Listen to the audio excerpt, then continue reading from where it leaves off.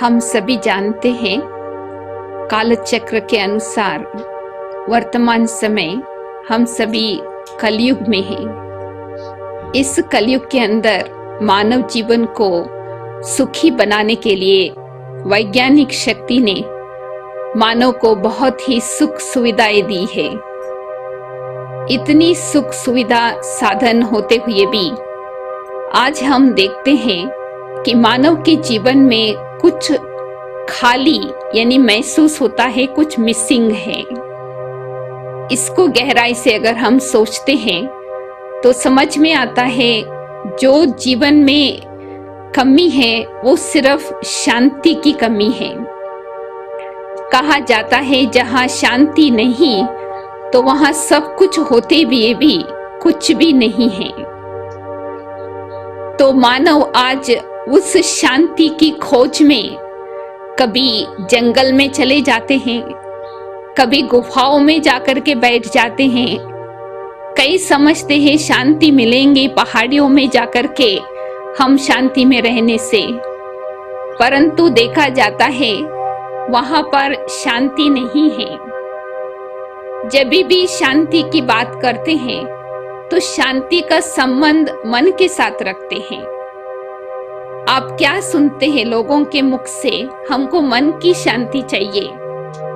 कोई नहीं कहेगा हमको शरीर की शांति चाहिए। तो इससे ही मालूम पड़ता है कि शांति का संबंध मन के साथ है। तो अगर हम जीवन में शांति की अनुभूति करना चाहते हैं तो सबसे पहले मन क्या चीज है उसको समझना होगा। तो मन को समझने के लिए आत्मा का परिचय जरूरी है। आत्मा और शरीर का क्या संबंध है और आत्मा और मन का क्या संबंध है, जब तक इसकी पहचान नहीं तो मन की शांति नहीं आ सकती। मेरे अनुभव के आधार से मैं ये मानती हूँ कि शांति वास्तव में आत्मा का स्वधर्म है। शांति हम सब आत्माओं का निजी गुण है। कभी कभी मैं सोचती हूँ कि क्यों आज मानव जीवन में शांति चाहते हैं। क्या कभी उन्होंने शांति का अनुभव किया है? जरूर कभी तो जीवन में वो अनुभव किया होगा, इसलिए आज उस अनुभव की अपेक्षा रखते हैं। तो इसलिए सबसे पहला कदम जीवन में शांति की अनुभूति के लिए अपने मन को जानना पड़ेगा। मन माना संकल्प शक्ति। जब हमारी संकल्प शक्ति सकारात्मक होगा, हमारे मन में सकारात्मक विचार चलेगा, तभी मन में शांति आ सकती है। परंतु सकारात्मक चलाने के लिए भी हमारी स्मृति क्या होनी चाहिए। कहा जाता है जैसे स्मृति वैसे स्थिति होती है। आज आप किसी से भी अपना परिचय के लिए पूछेंगे तो क्या बताते हैं?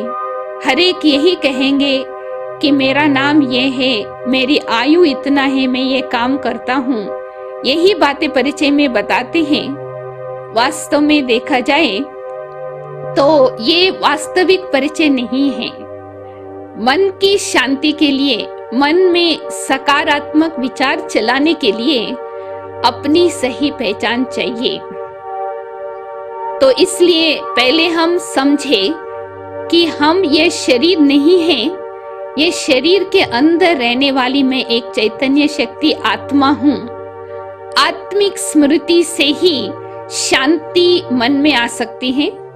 उसके साथ साथ आत्मा की स्मृति के बाद आत्मा का पिता कौन है, तो जब हम आत्मा की पिता शिव परमात्मा की पहचान हमको आ जाती है, जब हम जानते हैं वो शांति का सागर है, उसके साथ हम संबंध जोड़ते हैं जिसको हम योग कहते हैं, उससे वो शांति हम बना के रख सकते। और तीसरी बात ये भी हमको जानना होगा कि हम आत्माएं इस सृष्टि मंच पर पार्ट बजाने के लिए कहाँ से आए। तो जब हमको अपनी घर की पहचान भी आ जाती है तो शांति हमारे जीवन में सरल और स्वाभाविक हो जाती। मैं तो ये 3 बातें बताना चाहती हूँ शांति के लिए। मैं कौन हूँ, मैं किसकी संतान हूँ और मैं कहाँ से आई हूँ। मैं आत्मा हूँ, मैं आत्मा परमपिता परमात्मा शांति सागर के संतान हूँ और मेरा घर शांति धाम, जहाँ से हम आए थे यहाँ पाठ बजाने के लिए, मुझे वहाँ जाना है। ये 3 बात आप सदैव याद रखेंगे तो आप जो शांति बाहर ढूंढ रहे हैं वो आपको मन के अंदर ही अनुभव हो सकेगा। मैं आपको विशेष शांति के लिए एक फॉर्मूला बताना चाहती हूँ। शांति अगर आप चाहते हैं जीवन में तो पहले पवित्रता को अपने जीवन में अपनाइए। याद रखिए, पवित्रता सुख शांति की जननी है। और दूसरी बात, शांति मन में चाहिए तो पहले हमको प्रेम को अपने जीवन में अपनाना चाहिए। इसलिए कहा जाता है प्रेम शांति की चाबी है। और तीसरी बात, ध्यान मेडिटेशन शांति की विधि है। और खुशी शांति के लिए खुराक है। और ओम शांति शांति का मंत्र है।